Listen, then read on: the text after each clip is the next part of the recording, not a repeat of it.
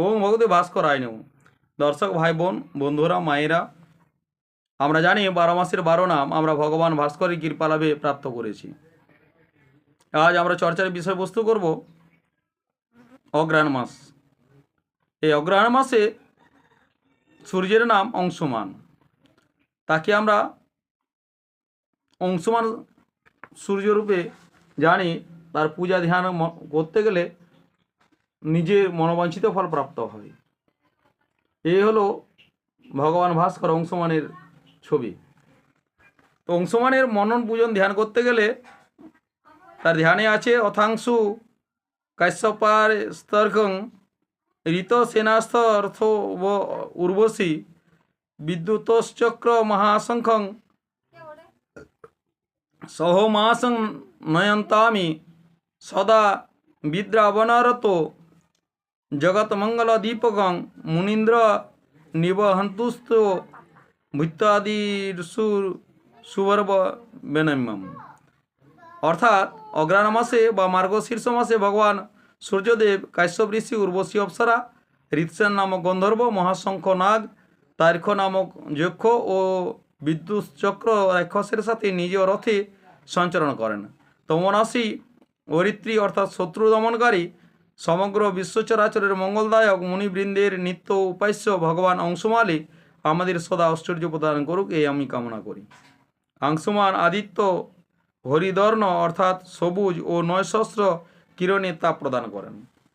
এর বিষয়ে একটা অপেক্ষান আছে কেশবাদিত্য মাহাত্ম কথা। একদিন আকাশমার্গে সঞ্চারণশীল সূর্যদেব কাশীধামে ভগবান কেশব অর্থাৎ কৃষ্ণ বা বিষ্ণুকে ভগবান বিশ্বনাথের পূজারত দেখলেন। তিনি কৌতূহলী হয়ে আকাশপথে হতে নেমে ভগবান কেশবের নিকটে গিয়ে বসলেন। যখন ভগবান বিষ্ণুর শিবপূজা সমাপন হলো তখন সূর্যদেব তাকে করজোড়ে প্রণাম করলেন এবং জিজ্ঞাসা করলেন ভগবান বিষ্ণুরও সাদরে সূর্যদেবকে পাশে বসালেন। অবসর বা অবকাশ সময়ে ভগবান সূর্যদেব জিজ্ঞাসা করলেন, হে জগৎপতে, আপনি সমগ্র বিশ্বচরাচরের কেবল পালনকর্তাই নন, আপনি সমস্ত বিশ্বচরাচরের চিদানন্দরূপ অন্তরাত্মা। সমগ্র জগৎ সংসার আপনার থেকে প্রকট হয় এবং আপনার মধ্যেই প্রলয়কালে বিলীন হয়। আপনি এখানে কার পূজায় ব্রতী হয়েছেন? আপনার ঐশ্বর্যজনক এই কাজ দেখে আমি আমার কৌতূহল শান্ত করার প্রয়াসে আপনার নিকটে এসেছি। ভগবান বিষ্ণু বা কেশব বলেন, হে ভাস্কর, সমগ্র বিশ্বচরাচর সমস্ত কার্য কারণের মূলভূতি কারণ উমাপতি ভগবান বিশ্বনাথ এই স্থানে সর্বজনের পূজ্য। জন্ম মৃত্যু ও জরা নাশকারী একমাত্র মৃত্যুঞ্জয় শিবই পূজা দেবতা, যিনি ত্রৈলোক্যের ব্যতীত অন্য কারো পূজা করেন। তিনি বাস্তবে চক্ষুষ্মান হয়েও অন্ধ।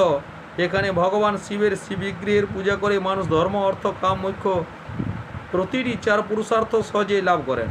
কাশীধামে পুণ্য শিবক্ষেত্রে কেবল শিবলিঙ্গের আরাধনা করে মানুষ লবমাত্রের সময় মানে এক্ষণে সহস্র জন্মের সঞ্চিত পাপরাশি থেকে মুক্তি হয়।